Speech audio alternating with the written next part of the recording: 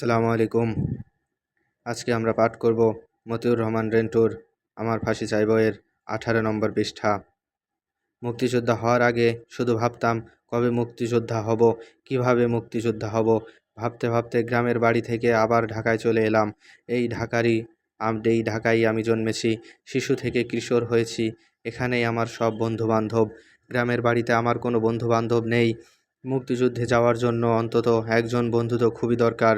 কাজেই আবার শত্রুর প্রধান ঘাঁটি ঢাকায় চলে এলাম। প্রতিদিন ভাবি মুক্তিযুদ্ধে যাব, কিন্তু রাতে শুধু মার কথা মনে হয় আমি যুদ্ধে চলে গেলে মা শুধু কাঁদবেন। আমরা আমার জন্য মা অনেক কষ্ট পাবেন, অনেক কাঁদবেন। আমার আর কোনো পিছুটান নেই, শুধু মা। আব্বার কথা আমি মোটেও ভাবি না। মার জন্যেও মনটা আবার কেমন হয়ে যায়, কেমন জানি সব কিছু এলোমেলো হয়ে যায়। এভাবে ভাবতে ভাবতে কয়েকদিন চলে যায়। মুক্তিযুদ্ধে যাওয়ার জন্য মনটা আমার অস্থির হয়ে আছে, কিন্তু মাকেও ছাড়তে পারি না, মুক্তিযুদ্ধেও যাওয়া হয় না। একদিন আমার মনে হলো, সব ছেলেরই তো মা আছে, ছেলে যুদ্ধে গেলে মা তো কাঁদবেই। মার কান্নার কথা ভেবে ছেলে যদি মুক্তিযুদ্ধে না যায়, তাহলে তো মুক্তিযুদ্ধ হবে না, দেশও স্বাধীন হবে না। না, মা কাঁদে কাঁদুক, আমাকে মুক্তিযুদ্ধে যেতে হবে, দেশ স্বাধীন করতে হবে। পরের দিনই পাশের বাড়ির আমার এক বন্ধু, বয়সে আমার চেয়ে সামান্য বড়, নাম তার বাবুল আজাদ, তাকে মুক্তিযুদ্ধে যাওয়ার কথা বলে ফেললাম। সঙ্গে সঙ্গেই বাবুল আজাদ খুশিতে রাজি হয়ে গেল।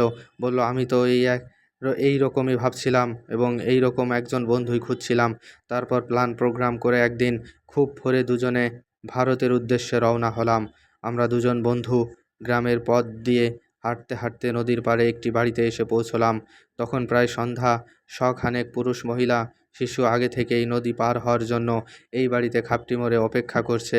বাড়ির নদীঘাটে ছোটোখাটো একটি ডিঙি নৌকা বাঁধা আছে।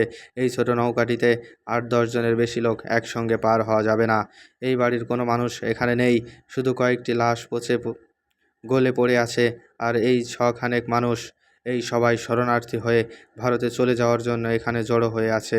সন্ধ্যার পর নৌকার মাঝি এসে নদী পার করে দেবে, এই অপেক্ষায় আছে। নদীতে পাক সেনারা গানবোট নিয়ে ঘাঁটি করেছে। দিনের বেলায় নদী পার হতে গেলে দেখা যাবে এবং আর্মিরা গুলি করে মেরে ফেলবে। এই রাতের অপেক্ষায় আছে সবাই।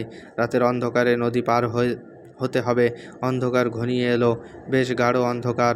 হঠাৎ নদীতে পাকিস্তানি আর্মির গানবোটের সার্চ লাইটের আলো দেখা গেল। এই দিকেই আসছে গানবোটটা। চাপা কান্না শুরু হয়ে গেল। কেউ কেউ বলছে, কান্দেন না ভাই, কান্দেন না, আল্লাহরে ডাকেন। গানবোটটা দ্রুত ওই দিকে চলে আসছে। সবাই মৃত্যুর ভয়ে চুপসে গেল। কারো কোনো সাড়া শব্দ নেই, শুধু গানবোটের আওয়াজ আর সার্চ লাইটের আলো। আমরা সবাই মাটিতে শুয়ে পড়লাম, যাতে গানবোটের সার্চ লাইটের আলোতে দেখা না যায়। বুকের ভেতর ভয়, তার উপর মানুষের পচা লাশের গন্ধে দম বন্ধ হয়ে আসছে। 3-4 আগে পাকিস্তানি হানাদাররা এই বাড়িতে হানা দিয়ে এই মানুষগুলোকে হত্যা করেছে। আবাল বৃদ্ধ বনিতা, কারো মুখেই কোনো শব্দ নেই, অন্তরে শুধু আল্লাহ রসুল সাল্লাল্লাহু আলাইহি ওয়াসাল্লাম আর ভগবানের নাম। গানবোট যতই এগিয়ে আসছে, মনে হচ্ছে মৃত্যু ততই এগিয়ে আসছে।